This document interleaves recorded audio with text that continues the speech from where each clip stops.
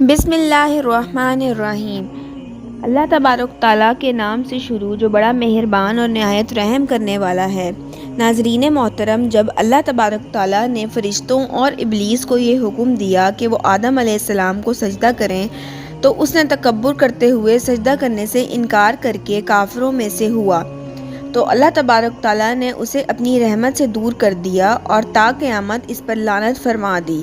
اس وقت ابلیس نے اللہ تبارک تعالیٰ سے مہلت اور تاخیر طلب کی، اسے قیامت تک مہلت دی جائے۔ ابلیس نے اللہ تبارک تعالیٰ سے قیامت تک کے لیے مہلت مانگ لی کہ میں تیرے بندوں کو بہلاؤں گا۔ اللہ تبارک تعالیٰ نے ابلیس کو قیامت تک مہلت دے دی اور اللہ تبارک تعالیٰ نے ارشاد فرمایا، چلا جا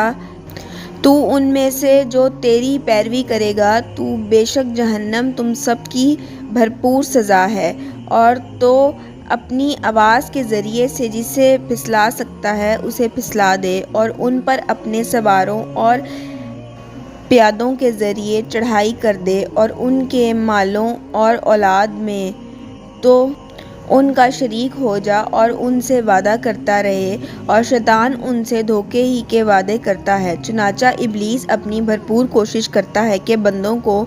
راہ حق سے گمراہ کر دے اور ان میں سے اپنی نجات اور غلاظت پھیلاتا ہے۔ حضرت جابر بن عبداللہ رضی اللہ تعالیٰ عنہ سے روایت ہے کہ انہوں نے نبی کریم صلی اللہ علیہ وآلہ وسلم سے سنا،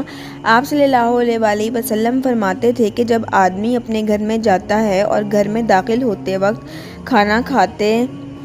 وقت اللہ تبارک تعالیٰ کا نام نہیں لیتا تو شیطان اپنے رفیقوں یعنی تابعداروں سے کہتا ہے کہ آج رات کا کھانا بھی مل گیا اور آج رات رہنے کا مکان بھی مل گیا، اور اگر وہ اللہ تبارک تعالیٰ کا نام لے لیتا ہے تو شیطان اپنے ساتھیوں سے کہتا ہے کہ نہ تمہارے یہاں رہنے کا ٹھکانہ ہے اور نہ کھانا ہے۔ اسی طرح سے حضرت عبداللہ بن مسعود رضی اللہ تعالیٰ عنہ کہتے ہیں کہ رسول اللہ صلی اللہ علیہ وآلہ وسلم سے ایک ایسے شخص کا ذکر کیا گیا جو صبح تک سوتا رہتا تھا، تو آپ صلی اللہ علیہ وآلہ وسلم نے ارشاد فرمایا کہ شیطان نے اس شخص کے کانوں کے اندر پیشاب کر دیا ہے۔ ناظرین محترم، جس طرح جنات کی اجسام ہمارے نظروں سے اوجھل ہیں، اسی طرح سے ان کی حرکات و سکنات بھی ہم محسوس نہیں کرتے۔ ان کا کھانا پینا بھی انسانوں سے مختلف ہے، اس طرح سے ان کے پیشاب کا بھی ہمیں احساس نہیں ہوتا، لیکن جس طرح سے ان کا وجود یقینی ہے، اسی طرح سے ان کی حرکات کا یہ اثر بھی شک و شبہ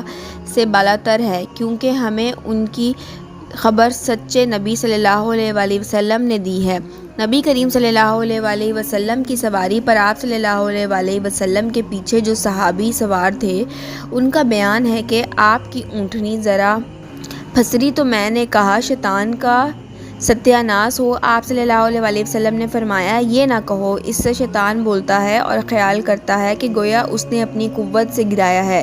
ہاں، بسم اللہ کہنے سے وہ مکھی کی طرح ذلیل و بیکار ہو جاتا ہے۔ اسی طرح سے جب کوئی بندہ اپنی بیوی سے ہم بستر ہو جاتا ہے اور وہ بسم اللہ نہیں پڑھتا تو شیطان بھی اس کی بیوی کے ساتھ زنا کر لیتا ہے۔ اللہ تبارک تعالیٰ کا فرمان ہے، اموال اور ان کی اولاد کے اندر شریک ہو جا۔ حضرت مجاہد رحمۃ اللہ علیہ سے اس کے متعلق منقول یہ ہے کہ جب آدمی بسم اللہ پڑھے بغیر جمع کرتا ہے تو جن اس کی بیوی سے لپٹ کر وہ بھی اس کے ساتھ مل کر اجماع کرتا ہے۔ اس لیے رسول اللہ صلی اللہ علیہ وآلہ وسلم نے ارشاد فرمایا، تم میں سے اگر کوئی اپنی بیوی کے پاس جانے سے پہلے یہ دعا پڑھے اور اللہ تبارک تعالیٰ انہیں اولاد دے دے تو شیطان کبھی بھی اسے نقصان نہیں دے سکے گا۔ اللہ تبارک تعالیٰ کے نام سے، اے اللہ ہمیں شیطان سے بچا اور ہمیں جو اولاد عطا کرے اسے بھی شیطان سے بچا کر رکھ۔ اکثر مصرفین نے اولاد اور اموال میں شیطان کی مشارت کا ذکر کرتے ہوئے کہا ہے کہ کھانے پینے اور دماغ کے وقت بسم اللہ نہ پڑھنا بھی مشارکت میں داخل ہے، اس لیے کہ جب بسم اللہ نہ پڑھی جائے تو اس میں شیطان شرکت کرتا ہے، اور جب کوئی کھانے سے پہلے بسم اللہ نہ پڑھے تو شیطان اس کے ساتھ کھانے میں شریک ہو جاتا ہے۔ حضرت حذیفہ رضی اللہ عنہ سے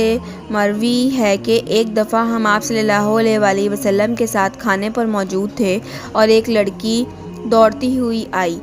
جیسے کوئی اسے ہانک رہا ہے، اور اس نے اپنا ہاتھ کھانے میں ڈالا چاہا، مگر آپ صلی اللہ علیہ وآلہ وسلم نے اس کا ہاتھ پکڑ لیا۔ اور پھر ایک دیہاتی دوڑتا ہوا آیا تو آپ صلی اللہ علیہ وآلہ وسلم نے اس دیہاتی کا بھی ہاتھ پکڑ لیا۔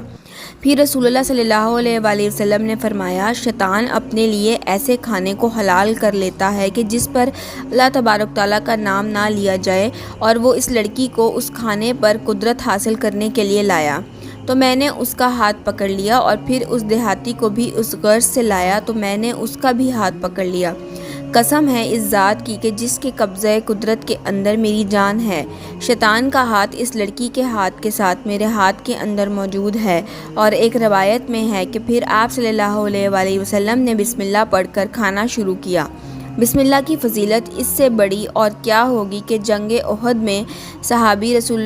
حضرت سیدنا طلحہ بن عبید اللہ رضی اللہ عنہ کے ہاتھ میں چوٹ لگی اور آپ کی انگلیاں کٹ گئیں اور ایک لفظ آپ کے منہ سے نکلا تو پیارے آقا صلی اللہ علیہ وآلہ وسلم نے ارشاد فرمایا، اگر تم بسم اللہ کہتے تو اللہ کے فرشتے تمہیں اٹھا لیتے اور لوگ دیکھتے رہتے۔ جبکہ ایک روایت میں ہے کہ اگر تم بسم اللہ کہتے یا اللہ کا نام کا ذکر کرتے تو فرشتے تمہیں اٹھا لیتے اور لوگ تمہاری طرف دیکھتے رہتے، یہاں تک کہ فرشتے تمہیں آسمان کی فضا میں لے کر چلے جاتے۔